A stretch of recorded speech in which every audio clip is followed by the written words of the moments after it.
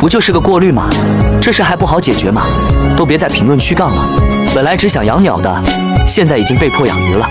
既然养了，我就会尽力养好的。那些说水有毒的，就不要再操心了。看看我第一个生态鸟笼里的鱼，还不是活得好好的。3条螃皮已经在里面生活了20多天了，小鸟们在里面过得也很惬意。一到下午，太阳最暖的时候，它们就会来水池边。我很想拍到它们洗澡的样子，给大家分享它们的可爱瞬间。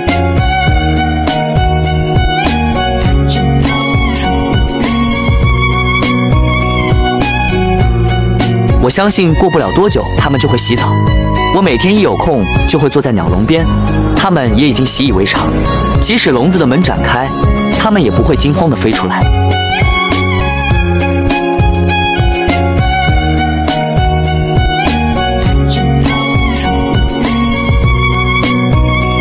这只小企鹅一直叼着这片羽毛，生怕别人跟它抢。